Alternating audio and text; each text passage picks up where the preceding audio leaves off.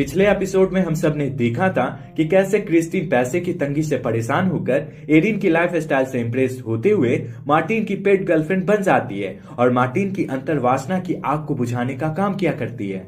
चूंकि मार्टिन ने इस काम के लिए ढेर सारे पैसे क्रिस्टीन को दिए थे, इसीलिए अब कहीं न कहीं क्रिस्टीन के दिल में एरिन की तरह कॉल गर्ल बनकर पैसे कमाने का विचार सूझता है और वह एरिन के बारे में और ज्यादा पता लगाना शुरू कर देती है। क्रिस्टीन सबसे पहले एरिन की डेटिंग साइट चेक करती है, जहां इसे कुछ फोटोज दिखाई पड़ते हैं जिसमें कोई लड़की कामुक अवस्था में होती है। इस फोटो में लड़की का चेहरा साफ तो नहीं दिख रहा था, पर बॉडी फिगर से ये लग रहा था कि ये एरिन ही है। अगले दिन जब क्रिस्टीन की मुलाकात एरिन से जिम में होती है, तब वह इसके डेटिंग साइट और इसके रूल के बारे में पूछती है, जिस पर एरिन बहुत ज्यादा कॉन्फिडेंट होकर कहती है, मुझे नए नए लोगों के साथ सोने में कोई प्रॉब्लम नहीं है। जब भी मुझे किसी क्लाइंट का नेचर पसंद नहीं आता है या फिर वो पैसे देने में कोताही करता है, तो मैं उससे नाता तोड़ लेती हूँ। मेरी डेटिंग का सारा हिसाब किताब और क्लाइंट से मेरी बुकिंग जैकलिन मैनेज करती है। वह क्लाइंट मैनेज करने और मुझे क्लाइंट देने का 30% चार्ज करती है।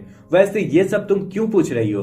अगर तुम चाहो तो जैकलिन भी तुम्हारी बुकिंग मैनेज कर सकती है। तुम मुझसे ज्यादा खूबसूरत हो, स्मार्ट हो और तुम्हारी बॉडी फिगर भी दमदार है। कहो तो मैं जैकलिन से तुम्हारी बात बढ़ाऊं? एरिन की बात सुनकर क्रिस्टीन मुस्कुराते हुए इसके बातों को टाल देती है, पर कहीं न कहीं एरिन की बातें क्रिस्टीन के दिमाग में घूमती रहती है। चूंकि क्रिस्टीन मार्टिन की पेट गर्लफ्रेंड बनी थी, इसीलिए वह इस शाम एरिन के कहने पर मार्टिन और गैरेट से मिलती है, जिसके बाद मार्टिन के साथ वह उसके फ्लैट में जाती है, जहां पर मार्टिन फिर से क्रिस्टीन को एक एनवेलप में ढेर सारे पैसे देता है। जिसके बाद मार्टिन क्रिस्टीन से काफी देर तक बात करते हुए अपनी हवस की आग को बुझाता है। अगले कई दिनों तक क्रिस्टीन की यह दिनचर्या हो चुकी थी कि वो हर दिन पैसे के बदले मार्टिन की अंतर्वासना की आग को शांत करती थी। मार्टिन के साथ ऐसा कुछ करने की वजह से क्रिस्टीन को पैसे की लत लग चुकी होती है और वह एरिन को सारी बात बताती हुई इसके साथ जैकलिन के पास पहुंचती है। जिसके बाद जैकलिन डेटिंग साइट पर क्रिस्टीन का जेलसी नाम से अकाउंट क्रिएट करती है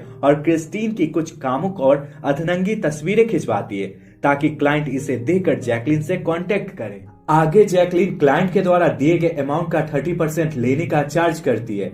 शुरू में क्रिस्टीन इस प्रपोजल के लिए राजी नहीं होती है, पर इसके पास कोई और चारा न होने की वजह से क्रिस्टीन को यहाँ पर राजी होना पड़ता है। अगले दिन क्रिस्टीन जैकलिन के कहने पर जेलसी नाम से रायन नाम के एक बंदे से मिलती है और काफी देर तक रायन से हुए बातचीत के बाद रायन इसे अपने घर पर ले जाता है, जहां रायन हवसी दरिंदे की तरह इसके कपड़े को उतारता है और फिर इसके साथ इंटीमेट होकर अपनी गर्मी को शांत करता है। क्रिस्टीन के द्वारा इस तरह का कांड करने से अब इसे पैसे की लत लग गई होती है, जिसके बाद वह जैकलिन से कुछ पैसे उधार लेकर एक आलीशान घर रेंट पर लेती है और जैक के फ्लैट को छोड़कर यहीं पर रहने लगती है। कॉल गर्ल वाले प्रोफेशन को करने से क्रिस्टीन की लाइफ में लगभग सारा कुछ अच्छा चलने लगता है। एक बार की बात होती है, एरिन इसे मिलने को बुलाती है, जहां पर ये दोनों जैकलिन के द्वारा केवल क्लाइंट देने और उसके लिए 30% चार्ज करने वाली बात पर डिस्कस करते हैं, पर कुछ सॉल्यूशन नहीं निकाल पाते। यहाँ पर काफी देर बाद एल्सी की बातों से क्रिस्टीन को पता चलता है गैरेट के जिस घर में एल्सी रह रही थी, उससे गैरेट ने इसे निकाल दिया है